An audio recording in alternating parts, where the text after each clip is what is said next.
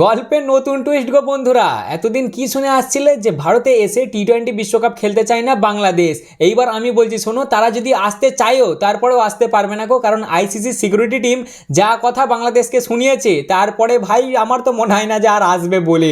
প্রথম থেকেই তারা আসার কোনো চান্স নেই, বাট মনের কোণে যদি 1% কোনো ইচ্ছা ছিল, এই কথাগুলো শোনার পরে তাদের ইচ্ছা পুরোপুরি মরে গেছে ভাই। আইসিসি সিকিউরিটি টিম নাকি বাংলাদেশকে বলেছে যে তাদের দলে যদি মুস্তাফিজুর রহমান থাকে টি-20 ওয়ার্ল্ড কাপের দলে, তাহলে নাকি তাদের প্রবলেম আরো বাড়বে। মানে ইনডাইরেক্টলি বলতে চেয়েছে যে তোমাদের দলে যেন মুস্তাফিজুর রহমান না খেলে। দ্বিতীয়ত তাদের অডিয়েন্স বা সাপোর্টার যারা দেখতে আসবে তারা যেন বাংলাদেশের ন্যাশনাল জার্সি মানে ক্রিকেটের যে জার্সিটা হয় সেটা যেন না পড়ে। আর তৃতীয়ত তাদের ইলেকশন নিয়ে সামথিং, রাজনীতি নিয়ে একটা কিছু ব্যাপার আছে। মানে ভাই প্রথমত দেখো তারা আসবে না, আর দ্বিতীয়ত যদি কোনো এক মানে ওই গ্রাউন্ড চেঞ্জ করে, যেটা শোনা যাচ্ছিল যে চেন্নাই তিরুবনন্তপুরম করে, মানে ওখানেও যদি আসতো তারপরে এই যে কন্ডিশন দিয়ে দিয়েছে এরপরে আর আসবে না ভাই। মানে মনে হচ্ছে যে আইসিসিরও এবার হয়ে গেছে, যে আইসিসিও রেগে গেছে যে থাক ভাই তোদেরকে খেলতে হবে না এবারে টি-20 বিশ্বকাপ। মানে লাস্ট পর্যন্ত যে এইবার যদি কোনো ক্রমে গ্রাউন্ড চেঞ্জ হয় ভারত থেকে, তবেই বাংলাদেশ এইবারের বিশ্বকাপ খেলবে, না হলে ভাই দেখতে পাচ্ছি না আমরা এবারে বাংলাদেশকে বিশ্বকাপে।